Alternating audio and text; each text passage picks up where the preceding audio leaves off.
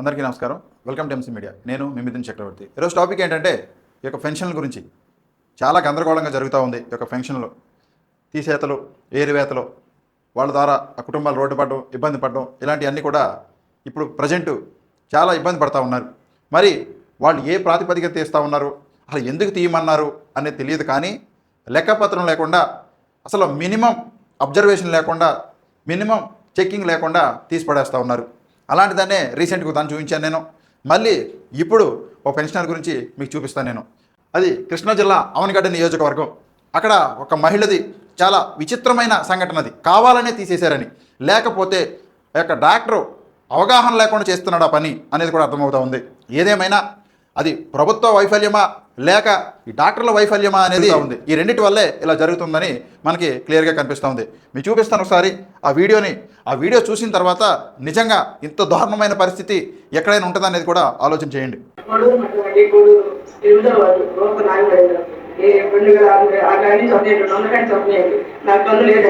2006 200 pension దగ్గర నుంచి ఆవిడ తీసుకుంటా ఉందంట. 2006 సంవత్సరం నుంచి 200 పెన్షన్ నుంచి కూడా ఆవిడ పెన్షన్ తీసుకుంటానే ఉంది.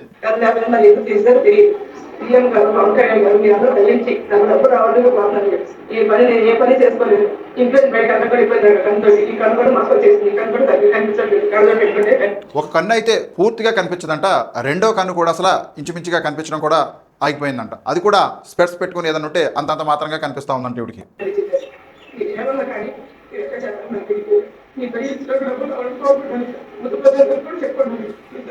2006 సంవత్సరం నుంచి వస్తున్న పెన్షన్ని ఆవిడకి అప్పుడే అర్హురాలైనప్పుడు ఇన్ని సంవత్సరాలు ఎక్కడ మీరు కళ్ళు మూసుకొని ఉన్నారు ఆవిడ అనర్హురాలు అని చెప్పడానికి? ఇప్పుడు ఎందుకు తీసేవలసి వచ్చింది ఆవిడది?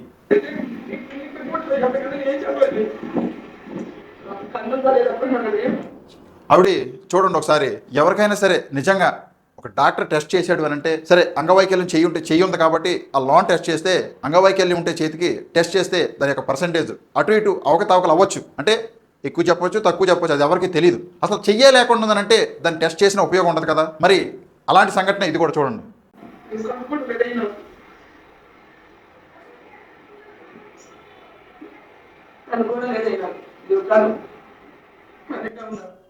చూశారు కదా, అసలు ఇంత దారుణమైన పరిస్థితి ఎక్కడైనా ఉంటుంది? అసలు ఆ అమ్మాయి కనుగుడ్డు తీసి చేతిలో పెట్టి చూపించింది. ఆ పెట్టుడు కన్ను ఆవిడది.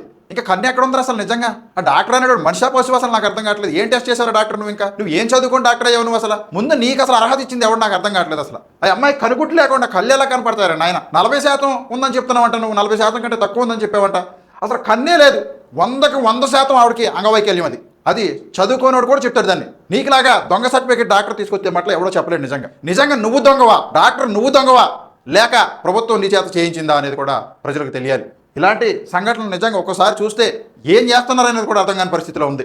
ఆ అమ్మాయి మీరు నమ్మట్లేదని చెప్పి సచివాలయం చుట్టూ తిరిగి, అమ్మ నాకు 2006 నుంచి పెన్షన్ వస్తూ ఉంది, ఆ పెన్షన్ తీసేశారు, అసలు ఏ ప్రాతిపదికన తీశారు, నాకు ఎలా కళ్ళు కనపడతాయమ్మా, మీరు చెప్తే నమ్మట్లేదు, చెప్పినా వినట్లేదు, నాకు అసలు కన్నే లేదు అని చెప్పి కను గుడ్డు పీకి చూపించింది ఆ అమ్మాయి. సిగ్గుందా మీకు? అసలు ఎప్పుడైనా సిగ్గు తెచ్చుకుంటారు మీరు కనీసం? మళ్ళీ ఒకసారి చూడండి అమ్మాయి.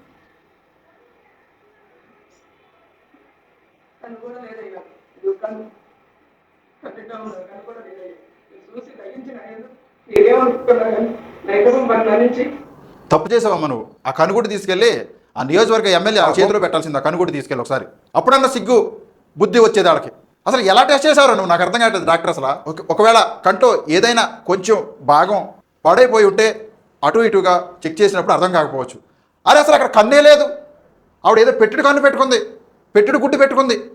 మరి అది నీకు టెస్ట్లో ఎలా కన్ను ఉందని చూపించింది? 40% అని ఎలా చూపించింది రా నాయన? అసలు కన్నే లేకపోతే 100కి 100% అంగవైకల్యం అని చెప్పేసి అందరికీ తెలిసేది. నువ్వు చదువుకున్నావా, గాడిదలు కడుతున్నావా అర్థం కావట్లేదు డాక్టర్. అసలు నీకు లంచం ఇస్తే 2 కళ్ళు పనిచేసినా సరే నువ్వు ఇచ్చేసేటట్టుగా ఉన్నావు నువ్వు. ఒకసారి ఎవడైతే ఇది టెస్ట్ చేశాడో ఆ డాక్టర్కి ఒకసారి చేరేలాగా చూడండి కొంచెం దయచేసి. ఎందుకని ఈ రకంగా ఏడిపించి తింటున్నారు వీళ్ళందరినీ? పోనీ ప్రభుత్వ సొమ్ము అనవసరంగా తింటున్నా ఏదో ఒకటి చేయొచ్చు. అలా టెస్ట్లో ఎలా తేలిందో నాకు ఇప్పటికీ అర్థం కావట్లేదు. ఇది